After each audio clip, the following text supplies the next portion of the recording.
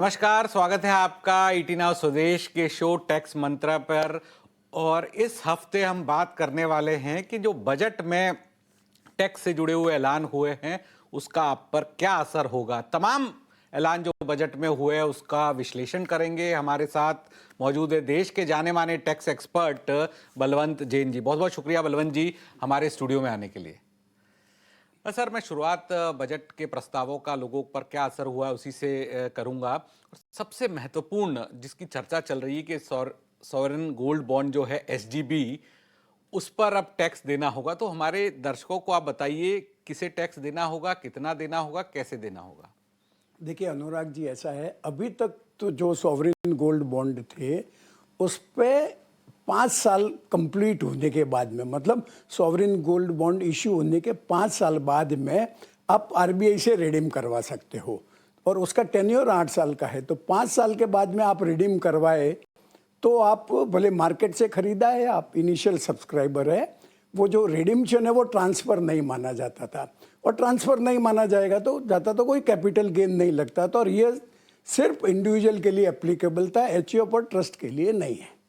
अभी finance minister ने budget में प्रपोज किया है कि ये जो डिफिनीशन है जो ट्रांसफ़र नहीं माना जाएगा वो चेंज कर देंगे और उसको उसके लिए जो जो इनिशियल सब्सक्राइबर है वो अगर 8 साल तक रखेगा तो ही उसको एग्जेम्पशन मिलेगा। मतलब एक हिसाब से ये रेट्रोस्पेक्टिव अमेंडमेंट हो गया। नहीं सर, मैं आपसे दर्शकों के लिए, क्योंकि ये बहुत बड़ी क्लैरिटी होगी, मैं दर्शकों को भी बताना चाहूंगा। इससे जो अगला क्लैरिटी मैं बलवंत जैन से ले रहा हूँ, क्योंकि सर कई सारे लोगों ने जब एसजीबी का इशू आ रहा था तो अपने डीमेट अकाउंट का जो ऐप है अलग अलग कंपनियों का, वहां से एसजीबी का जो है गोल्ड एसजीबी बॉन्ड खरीदे थे। तो अब उनके मन में ये शंका है कि जब वो रिडीम कराएंगे तो उन्हें टैक्स लगेगा या नहीं लगेगा, या कितना लगेगा, क्योंकि ज्यादातर लोगों ने जिनके पास भी अपने प्लेटफॉर्म हैं अपने डीमेट अकाउंट के, उनसे खरीदे हुए हैं। तो नहीं, अगर डीमेट से खरीदे हैं मतलब उन्होंने सेकेंडरी मार्केट से खरीदा है तो वो ये एग्जम्पशन अभी नहीं मिलेगी, भले आप 5 साल बाद भी रिडीम कराते हैं तो। परंतु ऊपर ने आरबीआई ने जब सीरीज जारी करी और आप इनिशियल सब्सक्राइबर है जब भी इश्यू किया और उसमें आपने सब्सक्राइब किया है और अगर आप उनको 8 साल तक रखते हो तो ही आपको यह कैपिटल गेन का एग्जम्पशन है। पर अभी तक तो जैसे आपने मार्केट से खरीदा है या आप इनिशियल सब्सक्राइबर, अगर आप आरबीआई को टेंडर करते थे 5 साल पूरा होने के बाद में तो वो ट्रांसफ़र नहीं माना जाता था। अभी भी मतलब ये जो चेंजेज है वो 1 अप्रैल 2016 से लागू होंगे। तो अभी तक 2016 तक, अप्रैल 2016 तक 4 सीरीज है जो 5 साल पूरे हो गए हैं और जिनको आप आरबीआई को रिडीम्शन के लिए टेंडर कर सकते हो। 31 मार्च से पहले अगर कोई करता है तो हाँ, कर सकते हैं। तो 4 सीरीज है वो, अगर आप 31 मार्च के अगर जिन्होंने भले ही जब आरबीआई का इशू आया था, भले ही आपके डीमेट अकाउंट से इशू में खरीदे थे तो वो आरबीआई से ही माने जाएंगे, लेकिन जब सब्सक्रिप्शन का इशू नहीं था और आपने अपने अकाउंट से खरीदे वहां पर आपको टैक्स देना होगा 1 अप्रैल के बाद में। 1 अप्रैल के अभी 31 मार्च तक अगर आपने 1 साल पहले भी खरीदा है मार्केट से और 5 साल पूरा होने के बाद आरबीआई की जो रिडीम्शन की टाइमलाइन है उसमें आप टेंडर करते हो तो आपको एग्जेम्पशन मिलेगा। और अभी जो टैक्स लाइबिलिटी है वो 12 महीने के बाद में लॉन्ग टर्म हो जाएगा, उस पर 12.5% का टैक्स लगेगा और जो शॉर्ट टर्म है वो 12 महीने के पहले शॉर्ट टर्म वो आपकी इनकम में ऐड होगा और आपके स्लैब रेट के हिसाब से टैक्स लगेगा उसके ऊपर। ओके, तो क्योंकि हमने देखा है कि अभी गोल्ड के प्राइसेस काफ़ी ज़्यादा बढ़े हैं और इसमें पुरानी सीरीज़ के भी लोग होंगे जिनके द्वारा एसजीबी खरीदा हुआ होगा, तो उनको क्या रिडम्पशन करना चाहिए या फिर नहीं रुकना चाहिए? देखिए 4 इश्यू है वो मतलब अभी से 31 मार्च के बीच में रिडीम्शन के लिए एलिजिबल है। तो मेरे हिसाब से आपका जो बॉन्ड लेने का कोई भी पर्पज हो, आपको 12.5% बचा देना चाहिए और अगर आप गोल्ड का एक्सपोजर मेंटेन करना चाहते हैं तो आप अभी रिडीम करके पैसा ले लीजिए और वही पैसा वापस आप फिजिकल गोल्ड में डाल दीजिए। कई लोगों ने जैसे अपने बच्चों की शादी के लिए सॉवरेन गोल्ड बॉन्ड में डाला, बोला अरे बिना टैक्स के ये तो अपना प्राइस एप्रिसिएशन अपने हाथ में आ जाएगा, तो आप 31 मार्च के पहले जिसमें भी एलिजिबिलिटी है वो रिडीम कर दीजिए और मार्केट से गोल्ड बिस्किट या गोल्ड कॉइन वगैरह खरीद लीजिए। तो आपको, और वो सोना फिर आप अपने बच्चों की शादी के टाइम यूज कर सकते हैं, तो उस स्टेज पे भी आपको टैक्स लायबिलिटी नहीं आएगी। बिल्कुल। और सर आपके मुताबिक कितने लोग होंगे जो इस टैक्स लायबिलिटी के दायरे में आएंगे, क्योंकि ज्यादातर लोगों ने तो जब सब्सक्रिप्शन आया था तभी एसजीबी खरीदा होगा। नहीं, ऐसा है कि कुछ लोगों ने उस टाइम किया है, परंतु जब जब से ये सोने के भाव बढ़ने लग गए और पिछले 2-1 साल से गवर्नमेंट का कोई भी एसजीबी का इश्यू नहीं आया है, तो उन्होंने सोचा कि अरे मार्केट से खरीद लेते और रखेंगे अपन तो टेन्योर तक, या 5 साल बाद रिडीम्शन के लिए डाल देंगे और वो पैसा टैक्स फ्री हो जाएगा। तो वो those people are feeling cheated कि भाई अब हमने तो ये सोच के इन्वेस्ट किया कि ये टैक्स फ्री रहेगा और ये तो गवर्नमेंट टैक्स लेवी कर रही है उसके ऊपर। तो और सर एसजीबी के क्या क्या फायदे थे जिस वजह से काफी आकर्षित था ये? देखिए, सबसे बड़ा फायदा तो था कि आप 5 साल तक रखा और उसके आप भले ही रखा मतलब 5 साल बॉन्ड की अवधि पूरी होने तक आपके पास रहा, तो आप आरबीआई को टेंडर करो कभी भी 8 साल तक, तो वो आपके हाथ में टैक्स फ्री आता था। बरोबर है, तो 12.5% का वो टैक्स बच गया। इसके अलावा जैसे आम के आम गुठली के दाम बोलते वैसी बात हो गई। जो इश्यू प्राइस था उसके ऊपर गवर्नमेंट आपको 2.5% का ब्याज और दे रही थी। मतलब जो मार्केट में सोने का जो एप्रिसिएशन हुआ उस पर गवर्नमेंट 2.5% का टॉपअप और करके दे रही थी। तो ये तो बहुत अट्रैक्टिव था और कई लोगों ने पैसा डाला है, परंतु चूंकि सेकेंडरी मार्केट में भी मिल रहा है, तो लोगों ने सेकेंडरी मार्केट में भी खरीदा है कि उनको लगा कि भाई सोने का भाव बढ़ रहा है और यह सबसे बढ़िया तरीका है गोल्ड का एक्सपोजर लेने का। बिल्कुल। तो जिन्होंने सेकेंडरी मार्केट से खरीदा है उनके ऊपर टैक्स लायबिलिटी आएगी, जिन्होंने सीधा सब्सक्रिप्शन के दौरान लिया है तो उन्हें चिंता करने की कोई जरूरत नहीं। उनको 8 साल तक रखना पड़ेगा। उनको 8 साल, पूरा 8 साल या 5 साल से 8 साल, पूरा 8 साल। मतलब वो पहले अभी तक जो डिफिनीशन है उसमें रिडिम्पशन लिखा हुआ है, रिडिम्पशन 5 साल बाद होता है, परंतु जो चेंज प्रपोज किया उसमें मैच्योरिटी लिखी है, मैच्योरिटी 8 साल बाद है। तो वहां पर भी बदलाव कर दिया गया, पूरा 8 साल रखना ही होगा। हाँ, बिल्कुल। दोनों साइड से पकड़ लिया है। दोनों साइड से पकड़ लिया, बिल्कुल। सर शेयर बायबैक के नियमों में भी वित्त मंत्री के द्वारा ऐलान किया गया है, तो इससे आम लोगों पे क्या असर होगा और क्या बदलाव है शेयर बायबैक के नियमों में? देखिए, अभी तक जो है शेयर बायबैक का जो रूल्स है वो चेंज होते रहे हैं। अभी प्रेजेंट जो रूल है उसके हिसाब से आपको शेयर के बायबैक पे जितना पैसा मिलता है वो पूरा का पूरा पैसा आपका डिविडेंड गिना जाता है और आपका स्लैब रेट पे टैक्स लगता है। आपने भले 100 रुपये में बायबैक हुआ और 90 में खरीदा है तो भी आपको टैक्स 100 रुपये पे देना पड़ता है, और जो 90 रुपये आपकी कॉस्ट है वो आपका कैपिटल लॉस माना जाता है। और अगर आपका कोई दूसरा कैपिटल गेन हो तो उसके सामने आप एडजस्ट कर सकते हैं। अगर आप दूसरा कोई कैपिटल गेन नहीं है जिसके सामने इसको एडजस्ट किया जा सके तो वो आपका नुकसान हो गया।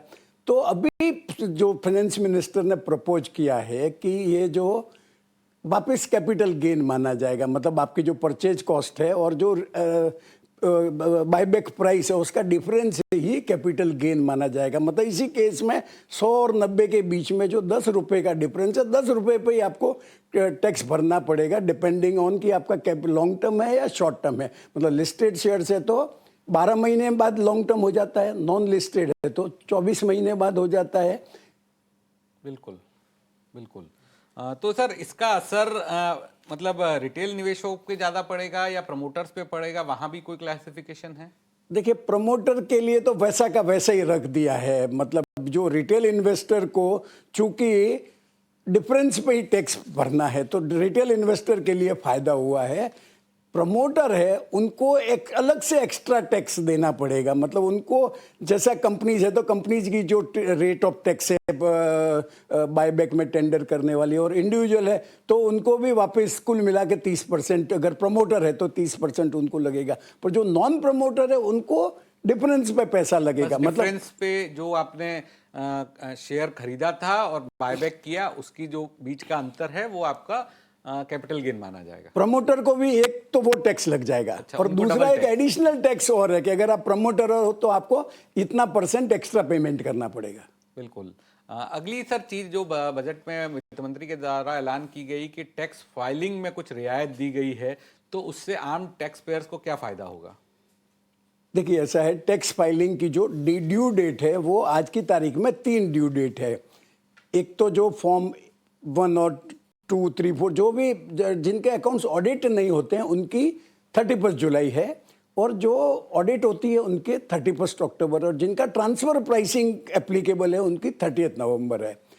फाइनेंस मिनिस्टर ने प्रपोज किया है कि जो ये 31 जुलाई वाली जो ड्यू डेट है उसको 2 भाग में डिवाइड कर दिया है। जिनके बिजनेस इनकम है और अकाउंट्स ऑडिट नहीं होते हैं उनको 31 जुलाई की जगह 31 अगस्त ड्यू डेट दे दी गई है। तो इससे टैक्स पेयर को तो फायदा हो नहीं हो, परंतु चार्टर्ड अकाउंटेंट्स को जरूर रिलीफ हो जाएगी जो आईटीआर फाइल करते हैं। 31 जुलाई तक इंडिविजुअल्स के कर देंगे, फिर 1 महीना और बाकी के लिए मिल जाएगा। नहीं, वो भी इंडिविजुअल के लिए है। 31 जुलाई वाली डेट भी इंडिविजुअल के लिए है, पर जो बिजनेस करते हैं, जो प्रोप्राइटरशिप वाले हैं, उन जिनके अकाउंट्स की ऑडिट नहीं होती है, ऑडिट होती है उनका तो 31 जुलाई ही है। तो जो फॉर्म नंबर 1, 2, 3, 4 है वो भी जो नॉन ऑडिट वाले थे उनकी 31 जुलाई थी। अभी चेंज कर दिया, फॉर्म नंबर 1 और 2 फाइल करने वाले 31 जुलाई तक फाइल करेंगे, और 3 और 4 वालों के लिए 31 अगस्त कर दी। 3 और 4 वालों के लिए 31 अगस्त कर दिया गया है। और रिवाइज आईटीआर के भी नियमों में कुछ बदलाव किया गया है। अभी देखिए ऐसा है, एक तो ड्यू डेट पे आपको रिटर्न फाइल करना है। ड्यू डेट चूक जाते हैं तो आप बिलेटेड रिटर्न फाइल कर सकते हैं 31 दिसंबर तक, और आप रिवाइज भी कर सकते हैं। रिवाइज करने की तारीख भी 31 दिसंबर है। तो आपने सपोज बिलेटेड रिटर्न 31 दिसंबर को फाइल किया, फाइल करने के बाद में आपको 1 जनवरी को ध्यान आता है कि मेरा गलती हो गया कुछ, तो चूंकि बिलेटेड रिटर्न फाइल करने की और रिवाइज रिटर्न फाइल दोनों फाइल करने की एक ही तारीख है, तो इस केस में जो रिवाइज रिटर्न फाइल करने की जो डेट है वो एक्सटेंड कर दी है, 31 मार्च कर दी है। बिलेटेड रिटर्न मतलब जो ड्यू डेट के बाद जो रिटर्न फाइल होता है वो बिलेटेड रिटर्न है। बिलेटेड रिटर्न की जो डेट है वो एक्सटेंड नहीं हुई है। आपको रिटर्न रिवाइज करने के लिए 3 महीने का एक्स्ट्रा टाइम दिया गया है, परंतु जैसा कहते हैं नो लंच इज फ्री, तो ये जो फैसिलिटी गवर्नमेंट दे रही है उसके लिए आपको फीस भरनी पड़ेगी। अगर आपकी इनकम 5 लाख से कम है तो 1,000 रुपये की फीस है, अगर 5 लाख से ज़्यादा है तो 5,000 की फीस है। और अगर आपने बिलेटेड रिटर्न फाइल किया है, बिलेटेड रिटर्न फाइल करते हो तो भी यही लेट फीस लगती है। तो अगर आपने बिलेटेड रिटर्न फाइल किया है और उसको आपको रिवाइज करना है 31 दिसंबर के बाद में, तो आपको ये लेट फीस 2 स्टेज पे दोनों बार देनी पड़ेगी। बिल्कुल बिल्कुल। तो बिलेटेड में तो यही है कि रिटर्न फाइल करना भूल गए और आपने किया, और रिवाइज्ड तो सर कोई ऐसा कर सकता है कि बिलेटेड ही नहीं करे और सीधा रिवाइज करे? नहीं, रिवाइज तो जो होगा उसको ही रिवाइज किया जा सकता है ना। अच्छा, तो जैसे ओरिजिनल रिटर्न है जो ड्यू डेट तक फाइल किया है और ड्यू डेट तक फाइल नहीं किया, वो बिलेटेड रिटर्न हो गया। बरोबर है। अगर रिटर्न ही फाइल नहीं किया तो रिवाइज क्या करोगे? जो रिटर्न ही फाइल नहीं किया तो रिवाइज क्या करेंगे? और कुछ ऐलान जो है चेंजेस हुए हैं वो अपडेटेड आईटीआर के संबंध में भी हुए हैं, तो उसमें क्या टैक्स पेयर्स को ज़्यादा रिलीफ दी गई है? देखिए अभी तक ऐसा है कि आप जो पहले तो मैं अपडेटेड रिटर्न आईटीआर का प्रोविजन समझा देता हूँ कि 31 दिसंबर तक आप रिटर्न फाइल किया तो हो गया, उसके बाद आप फाइल नहीं कर सकते। तो आपको अगर लगा कि अरे मेरी बहुत सारी इनकम बताना भूल गई, कई बार भूल जाते हैं, कई बार दूसरे किसी सामने वाले ने क्रेडिट कर दी, पेमेंट नहीं किया, आप बताना भूल गए, तो इनकम टैक्स एक्ट में प्रोविजन था कि आप असेसमेंट ईयर कंप्लीट होने के बाद में 4 साल के आप जो है वो अपडेटेड रिटर्न फाइल कर सकते थे। उसमें आपको अगर आप 12 महीने के अंदर करते हो तो 25% जो ब्याज और टैक्स है उसका 25% एक्स्ट्रा देना पड़ता था। 2, 3 और 4 साल के बाद करते हो तो 50%, 60% और 70% आपको एक्स्ट्रा देना पड़ता था। तो ये पहले से प्रावधान थे? ये पहले से प्रावधान था, परंतु अगर आपका जैसे लॉस का रिटर्न है और आप इनकम कुछ बता रहे हैं पर उससे लॉस कम हो रहा है तो आप अपडेटेड रिटर्न फाइल नहीं कर सकते थे। आपका प्रॉफिट में कन्वर्ट होता है तो ही अपडेटेड रिटर्न फाइल कर सकते थे। तो गवर्नमेंट को ध्यान में आया कि अगर लॉस भी कम होता है तो इनडायरेक्टली गवर्नमेंट को तो फायदा है, क्योंकि उतना लॉस नेक्स्ट ईयर्स में सेट ऑफ कम होगा। तो भी गवर्नमेंट ने बोला अगर आपका लॉस कम होता है तो भी आप अपडेटेड रिटर्न फाइल कर सकते हैं। इसके अलावा इनकम टैक्स डिपार्टमेंट को कई बार मालूम पड़ जाता है कि आपने कोई इनकम नहीं बताई है, तो वो रीअसेसमेंट का नोटिस देते हैं आपको सेक्शन 148 में।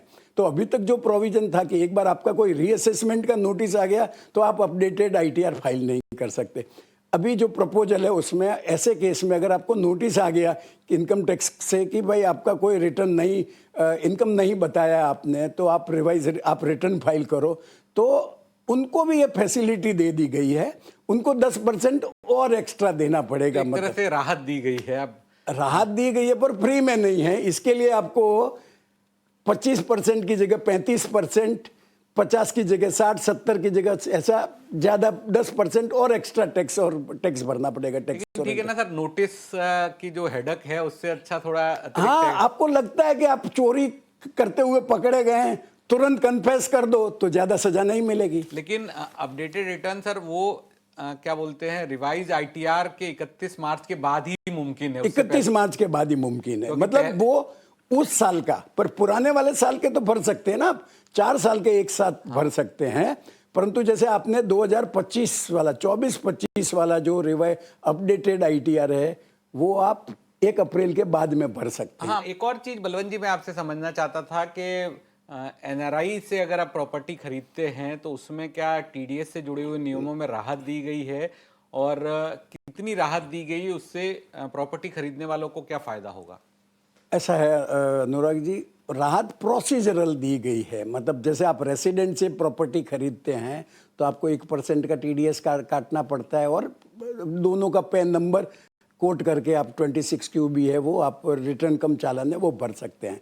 अगर आप नॉन रेसिडेंट से अगर प्रॉपर्टी खरीदते हैं तो आपको पहले टैक्स डिडक्शन अकाउंट नंबर लेना पड़ता है, फिर वो आप एक बार आपके पास 10 नंबर है तो आपको हर क्वार्टर पे आपका टीडीएस का रिटर्न भरना पड़ता है। तो वो क्यूम्बरसम था। जो बिजनेस में नहीं है, जिसको सिर्फ एक बार ही टीडीएस काटना है, उसको 10 नंबर लेना पड़ता था, और आगे भी अगर सरेंडर नहीं करवाया, कैंसिल नहीं करवाया तो रिटर्न भरने की जवाबदारी थी। तो उनको चेंज कर दिया है। अभी जैसे रेसिडेंट से आप जैसे प्रॉपर्टी खरीदते हैं, इसी तरह आप नॉन रेसिडेंट से भी अगर कोई प्रॉपर्टी खरीदते हैं तो आपको 10 अकाउंट नंबर लेने की जरूरत नहीं है। दोनों का पैन नंबर भी कोट करके आपका ट्रांजैक्शन हो सकता है और आप टैक्स भर सकते हैं। जैसे 1% आप टीडीएस जमा कराते थे उसी तरह से 1% नहीं है। वो टैक्स का रेट जो है वो नॉन रेसिडेंट पे जो टैक्स एप्लीकेबल होगा, लॉन्ग टर्म है तो 12.5% है और शॉर्ट टर्म है तो 30% है, वो टैक्स का रेट लगेगा। पर प्रोसीजर सेम है, टैक्स का रेट अलग है, प्रोसीजर सेम हो गया। अभी प्रोसीजर थोड़ा सिंपल कर दिया गया। अगर एनआरआई प्रॉपर्टी बेच रहा है और जो रेसिडेंट खरीद रहा है। इसके अलावा सर टीसीएस में भी बदलाव किए गए हैं, तो ये जो घूमने जाते हैं लोग उनके लिए अच्छी खबर है, और जो स्टूडेंट्स पढ़ने जाते हैं उनको कैसे फायदा होगा टीसीएस के नियमों में बदलाव? देखिए, मैं पहले तो आपको टीडीएस और टीसीएस में फर्क बता देता हूँ। टीडीएस क्या होता है, जब कोई इनकम देता है तो देने के पहले काट देता है, टैक्स डिडक्टर पेमेंट करने वाला काटता है। टीसीएस में क्या होता है कि जो पेमेंट ले रहा है उसको पेमेंट के अलावा थोड़ा टैक्स और कलेक्ट करना पड़ता है। इसको TCS tax collected at source बोलते हैं। तो गवर्नमेंट का एक लिबरलाइज रेमिटेंस स्कीम है जिसके अंदर जो रेसिडेंट इंडियन है वो हर साल $2.5 लाख तक का पैसा, US डॉलर का पैसा बाहर भेज सकते हैं। तो उसमें जैसे आप मेडिकल के लिए भेजते थे या एजुकेशन के लिए भेजते थे तो पिछले साल तक 5% का रेट था, 10 लाख के ऊपर फिर 20% का रेट था, बाकी में टूर वगैरह पे भी ज़्यादा रेट था। तो अभी वो रेट टीसीएस का रेट कम कर दिया है। अभी 2% का रेट आप एजुकेशन के लिए, आपका मेडिकल के लिए या दूसरे कोई पर्पज के लिए या कोई फॉरेन टूर, जो टूर ऑपरेटर है उनको कलेक्ट करना पड़ता था एक्स्ट्रा पैसा। हालांकि वो पैसा लॉस नहीं है, वो आप रिटर्न भरते समय रिटर्न भरते पर वो कैश लिक्विडिटी प्रॉब्लम में उतना पैसा एक्स्ट्रा लगता था। और गवर्नमेंट का पर्पज जो टीसीएस प्रोविजन इंट्रोड्यूस करने का है कि लोग टैक्स नेटवर्क में आ जाए। मतलब आपका एक बार आपने फॉरेन टूर गए हैं और टूर ऑपरेटर ने टीसीएस कलेक्ट किया है आपका पैन के बेसिस पे, तो वो इनकम टैक्स डिपार्टमेंट को रिपोर्ट हो जाता है। तो इनकम टैक्स डिपार्टमेंट अपने रिकॉर्ड से चेक कर सकता है कि वो जैसा खर्चा कर रहे हैं वो उनके इनकम के अनुपात में है या नहीं है। तो चूंकि जो इनहेरेंट पर्पज है कि नेटवर्क में आ जाए ये लोग जो इतना खर्चा करते हैं, तो इसके लिए ये रेट जो टीसीएस की वो कम कर दी। कम कर दी गई तो लोगों का पैसा बचेगा ही, हाँ, मतलब लिक्विडिटी प्रॉब्लम थोड़ी कम हो जाएगी। लिक्विडिटी की प्रॉब्लम। और सर डिविडेंड के ब्याज में जो छूट दी गई है उससे जो रिटेल निवेशक है उनको किस तरह का फायदा होगा? उल्टा हुआ है अनुराग जी। अभी तक क्या था कि आपने शेयर खरीदने के लिए या म्यूचुअल फंड में इन्वेस्ट करने के लिए कहीं से पैसा उधार लिया है, भले आप बैंकिंग चैनल से लिया है या पर्सनल सोर्सेज से लिया है, और अगर आप उस पर ब्याज चुका रहे हैं तो उस पर अभी तक आपको जो डिविडेंड आता था, भले वो कंपनी से आओ या म्यूचुअल फंड से आओ, उस डिविडेंड के 20% तक ब्याज को claim as an expenditure claim करने की फैसिलिटी थी। जो वो फैसिलिटी है वो फाइनेंस मिनिस्टर ने प्रपोज किया अगले साल से नहीं मिलेगी। मतलब आप जो ब्याज पे पैसा लेके मार्केट में डालते थे और उस पे एग्जम्प्ट करते थे, अब वो नहीं कर सकते। हाँ, पूरा तो पहले भी एग्जम्प्ट नहीं होता था, क्योंकि वो जो कैप थी डिविडेंड का 20% तक आपको डिडक्शन मिलता था, परंतु वो भी हटा दिया है। तो अभी आपको जो ब्याज दे रहे हैं वो आपका लॉस हो गया, क्योंकि उस पर आप वो टैक्स डिडक्टिबल नहीं है, और जो डिविडेंड आता है वो पूरी की पूरी तरह से टैक्सेबल हो गया आपके हाथ में। बिल्कुल। तो मतलब जो लोग पैसा इधर उधर करके कर रहे थे उनके लिए दिक्कत हो गई है। हाँ, बिल्कुल। एक और चीज सर, दो आखिर के में वक्त की कमी है मेरे पास, तो ऑडिट रिपोर्ट पर पेनल्टी में किस तरह से बदलाव किए गए हैं, और क्या बजट के बाद आपको लगता है कि प्रोसिक्यूशन के नियम थोड़े सख्त किए गए हैं?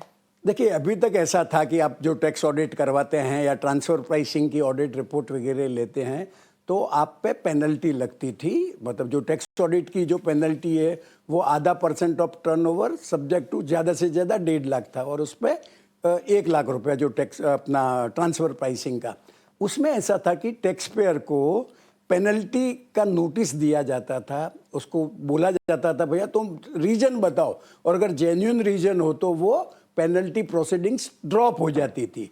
अभी फाइनेंस मिनिस्टर ने प्रपोज किया है कि अगर आप और टाइम पे ऑडिट रिपोर्ट आप सबमिट नहीं किया है या ऑडिट रिपोर्ट नहीं लिया है, तो जैसे वो रिवाइज रिटर्न की कैसे मैंडेटरी फीस है वैसे कि वैसे आपकी मैंडेटरी फीस है। अगर आप आपका डीले 1 महीने का है तो 75,000 रुपया, 1 महीने के ऊपर है तो 1.5 लाख टैक्स ऑडिट का है, और ट्रांसफर प्राइसिंग का जो है 50,000 1 महीने तक, 1 लाख रुपया।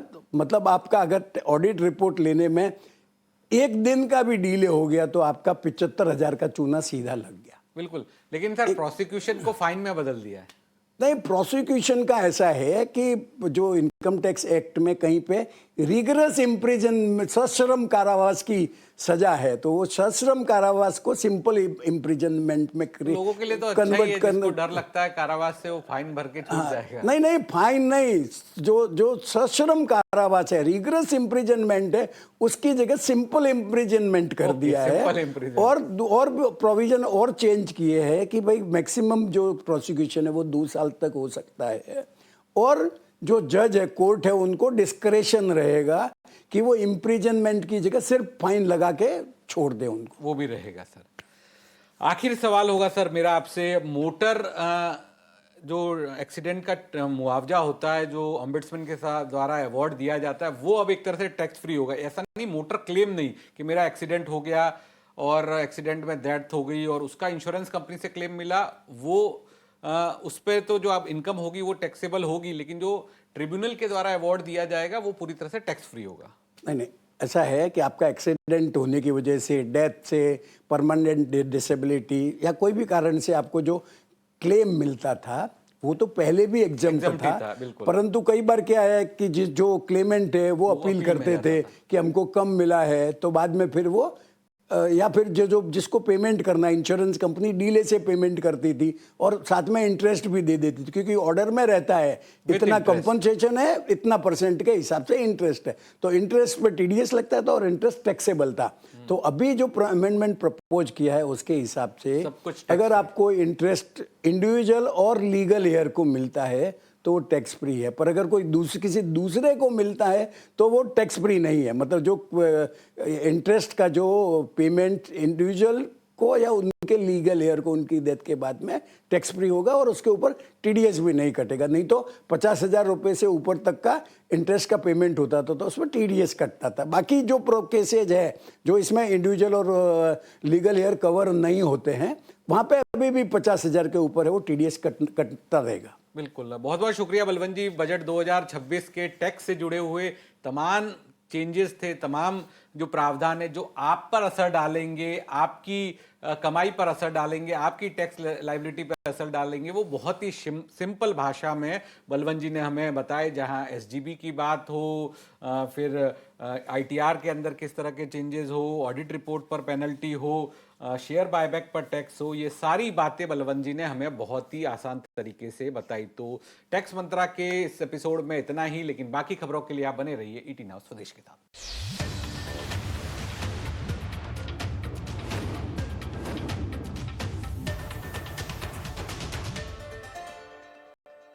in association with Skoda Super.